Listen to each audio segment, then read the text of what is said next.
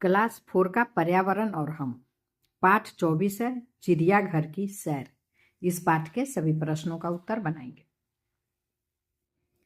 प्रश्न 1 का 1 है, मोर कब नाचता है? तो बादल छाने और वर्षा होते समय मोर नाचता है। 2, मोर के पंखों में कौन कौन से रंग होते हैं? तो लिखेंगे मोर के पंखों में इंद्रधनुष के 7 रंग होते हैं। 3, क्या मोर ऊंचा उड़ सकता है? नहीं, मोर ऊंचा नहीं उड़ सकता है। 4, मोर क्या क्या खाता है?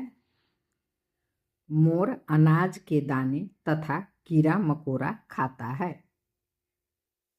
प्रश्न 2 का 1 है, नीचे लिखे कौन से शब्द बाघ के लिए प्रयोग किए जा सकते हैं? शक्तिशाली, आलसी, कमजोर, स्फूर्तिपूर्ण।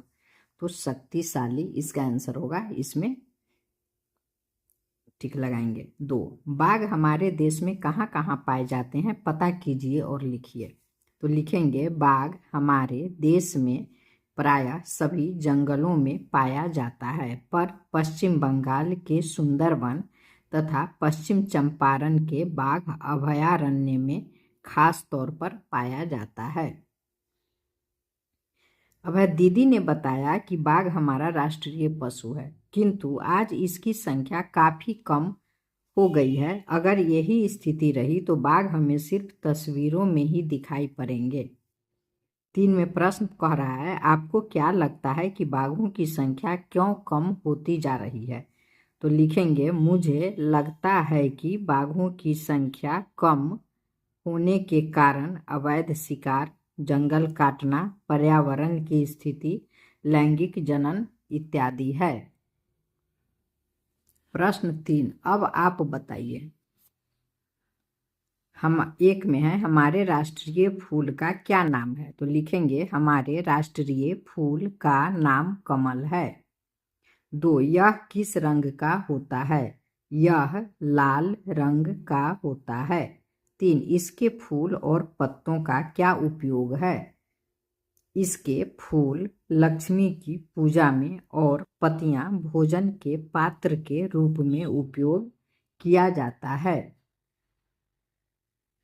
अब है प्रश्न 4। प्रश्न 4 का 1, इस चित्र को आपने कहाँ कहाँ देखा है? ये चित्र यहाँ है। इस चित्र के बारे में पूछ रहा है कि इस चित्र को आप कहाँ कहाँ देखा है? तो स्टाम्पों पर, सरकारी कागजों पर, मंत्री के लेटर पैड पर, आयकर के मोहर पर, अपनी पाठ्य पुस्तक पर, करेंसी नोटों के वाटर मार्क पर।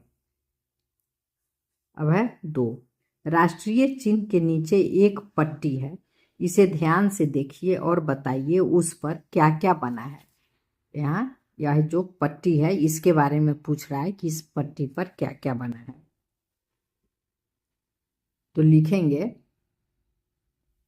राष्ट्रीय चिन्ह के नीचे एक पट्टी है, इसे ध्यान से देखने पर पता चलता है कि इस पर एक हाथी, एक घोड़ा, एक सांड और एक सिंह की उभरी हुई मूर्तियां हैं। इस पट्टी के बीचों बीच एक चक्र है। प्रश्न 5 का 1 है, राष्ट्रीय झंडे को तिरंगा क्यों कहा जाता है? लिखेंगे राष्ट्रीय झंडे को तिरंगा कहा जाता है क्योंकि इसमें 3 रंग होते हैं, है ना? 3 रंग, केसरिया, उजला और हरा। 2, हमारे देश के झंडे में कौन से रंग हैं? और ऊपर की पट्टी में, तो ऊपर की पट्टी में केसरिया, बीच की पट्टी में सफेद, नीचे की पट्टी में हरा। प्रश्न 3, तिरंगे में नीले रंग का एक चक्र भी होता है, आप गिन कर बताइए कि चक्र में कितनी तीलियां होती है। तो गिनने पर मुझे पता हुआ कि चक्र में 24 तीलियां होती है। अब है 4, चक्र किस पट्टी पर है? तो चक्र सफेद पट्टी पर है। 5 में है, अपने स्कूल और आसपास देखकर बताइए आपको भारत का झंडा या उसका चित्र कहाँ कहाँ देखने को मिल रहा है।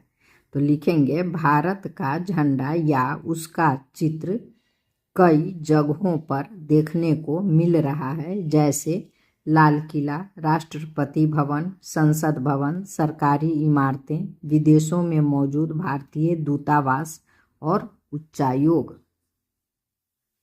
6. आपके स्कूल में झंडा कब कब फहराया जाता है?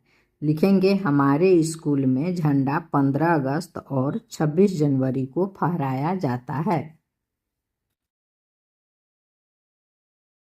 7. तभी आशा बोल पड़ी, तो क्या राष्ट्रीय झंडा फहराने के कुछ नियम हैं? सभी बच्चे आपस में इन नियमों के बारे में बात करने लगे। आप भी अपने साथियों और शिक्षक के साथ चर्चा कीजिए और लिखिए। राष्ट्रीय झंडा फहराते समय केसरिया रंग ऊपर की तरफ होनी चाहिए। राष्ट्रीय झंडा फहराते समय सावधान की मुद्रा में रहना चाहिए। झंडे की लंबाई और चौड़ाई का अनुपात 3:2 होना चाहिए। झंडा फटा हुआ या मैला नहीं होना चाहिए। अब है प्रश्न 6 का 1। इस गान में कुछ राज्यों, पर्वतों और नदियों के नाम आए हैं, उनके नाम लिखिए। तो राज्यों के नाम पंजाब, गुजरात, महाराष्ट्र, तमिलनाडु, पश्चिम बंगाल और उड़ीसा। पर्वतों के नाम हिमालय और विंध्याचल। नदियों के नाम यमुना, गंगा। 2 में है राष्ट्रगान गाते समय किन बातों का ध्यान रखा जाता है? तो लिखेंगे राष्ट्रगान गाते समय सावधान की मुद्रा में खड़े रहने का ध्यान रखा जाता है। 3. हमारा राष्ट्रगान किसने लिखा था? हमारा राष्ट्रगान रविंद्रनाथ टैगोर ने लिखा है। प्रश्न 7। इनके अलावा भी हमारे कुछ अन्य राष्ट्रीय प्रतीक हैं, उनके नाम पता कीजिए। तो 1 में है राष्ट्रीय खेल हॉकी, राष्ट्रीय नदी गंगा, राष्ट्रीय जलजीव डॉल्फिन। प्रश्न 8। अपने माता पिता से 10, 20 या 50 रुपया का नोट लेकर ध्यान से देखिए और बताइए नोट पर कौन कौन सा राष्ट्रीय प्रतीक अंकित है? तो अशोक चक्र और अशोक स्तंभ। ख. राष्ट्रीय प्रतीक के अतिरिक्त नोट पर और किस चीज के चित्र बने हैं? महात्मा गांधी और भारतीय रिजर्व बैंक। ग. नोट के ऊपर कितनी भाषाएं लिखी हुई है? तो लिखेंगे नोट के ऊपर 15 भाषाएं लिखी हुई है। शिक्षक की मदद से उन भाषाओं के नाम का पता लगाइए। तो लिखेंगे उन भाषाओं के नाम हैं हिंदी, अंग्रेजी, असमिया, बंगाली, गुजराती, कन्नड़, कश्मीरी, मलयालम, मराठी, उड़िया, पंजाबी, सिंधी, तमिल, तेलुगु और उर्दू। घ. प्रत्येक नोट पर रुपये के मूल्य के अतिरिक्त भी एक बड़ी संख्या लिखी होती है।